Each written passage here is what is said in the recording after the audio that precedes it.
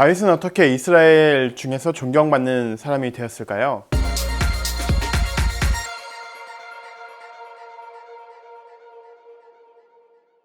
다윗은 어떻게 이스라엘 중에서 존경받는 인물 중 한 사람이 되었을까요?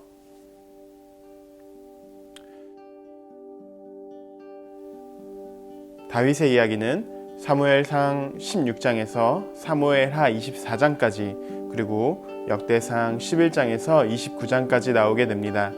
이렇게 나오는 이야기를 통해서 다윗의 이야기가, 다윗의 전기가 우리에게 어떻게 전달되는지, 또 우리에게 어떤 의미를 주고 있는지 함께 살펴보도록 하죠.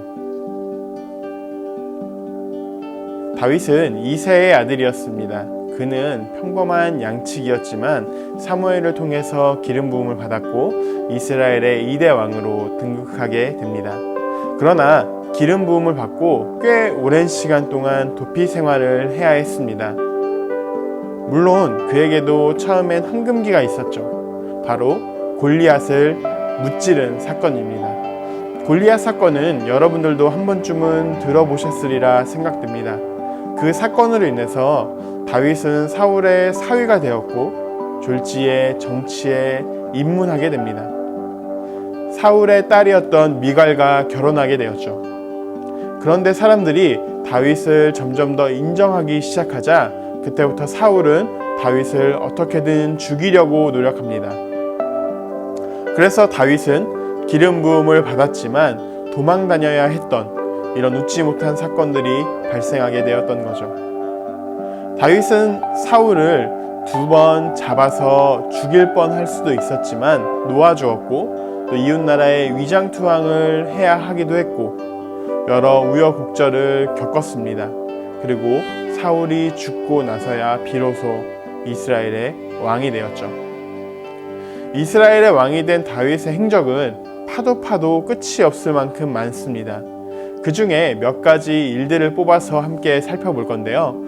가장 큰 일을 뽑으라면 바로 성전 건축이 될 수 있습니다. 성전 건축을 직접 한 게 아니라 성전 건축을 하고자 하는 마음이 있었고 그래서 그 당시 선지자 나단을 통해 성전 건축을 의뢰했고 자신이 성전을 짓고자 하는 열망이 있었습니다.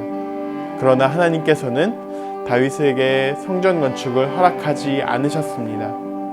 너무 많은 전쟁을 했기 때문이라고 했는데요. 그러나 하나님께서는 다윗에게 이 성전 건축을 하는 마음을 보시고는 2가지 약속을 하셨습니다. 첫 번째 약속은 다윗의 자녀대에서 반드시 성전 건축을 하겠다는 약속이었습니다. 또 다른 약속은 다윗을 사울처럼 버리지 않겠다라고 약속을 하셨습니다. 이것을 다윗 언약이라고 합니다. 다윗과 하나님이 맺은 약속이죠. 잘못하면 혼내기는 하겠으나 버리지 않겠다라는 약속입니다. 다윗은 그러나 2가지 잘못을 저지르게 됩니다. 첫 번째는 밧세바와 간음한 사건이죠. 밧세바의 남편은 우리아였는데 우리아에게서 밧세바를 빼앗아 우리아를 고의적으로 전투에서 죽게 만든 사건을 발생합니다. 아무도 모를 거라 생각했지만 하나님은 알고 계셨죠. 이로 인해서 밧세바가 처음 낳은 아이는 태어난 지 일주일 만에 죽게 되었습니다. 그뿐만 아니라 그로 인해서 그 집에 다윗 가문의 칼이 집을 떠나지 않을 것이라는 재앙을 듣게 됩니다. 그 사건 이후에 다윗의 아들이었던 암논은 또 다른 아들이었던 압살롬의 손에 죽게 되었고 압살롬은 반역으로 죽게 되었고 아도니아 역시 나중에 다윗이 죽고 나서 왕이 되려고 하다가 솔로몬의 손에 죽게 되었죠. 다윗의 큰 실책 중에 하나였습니다. 2번째 잘못은 다윗이 인구조사를 했던 내용인데요. 인구조사 자체만으로 잘못했다, 잘했다 이렇게 따지기는 어렵습니다. 왜냐하면 모세시대에도 인구조사를 했기 때문입니다. 인구조사를 했는데 여호와께서 이스라엘을 향해 진노하셨다라고 표현을 하기도 하고 사탄이 일어나서 다윗을 충동했다라고 표현하기도 합니다. 이 표현이 되게 다르죠. 인구조사 자체를 하나님이 싫어하셨습니다. 왜 싫어하셨을까요? 하나님은 직접 인구조사를 진행하기도 했었는데 말이죠. 다윗이 인구조사를 했던 것은 바로 군대를 위함이었습니다. 전쟁을 위함이었죠. 그래서 전투에 나갈 만한 사람들을 조사했고, 이것이 인구조사였기 때문에 하나님께서 다윗을 벌하셨고, 그래서 3일 동안 온 나라의 전염병으로 어려움을 당해야 했습니다. 그러나 다윗은 그때마다 회개했고 또 성전 건축을 준비했고, 후에는 솔로몬에게 왕위를 넘기고 죽게 되었습니다. 이 모든 역사 중에서 하나님께서 다윗과 늘 함께 하셨기 때문에 사울과 어떻게 보면 비슷하게 죄를 지었을 수 있을지 모르지만 너무나 다른 행보를 보여주게 됩니다. 다윗의 이야기는 사무엘 상하와 역대상에 기록되어 있습니다. 사무엘 상하의 기록상의 가장 큰 차이는 다윗이 했던 잘못들을 어떻게 해석하느냐예요. 사무엘 상하는 그대로 해석합니다.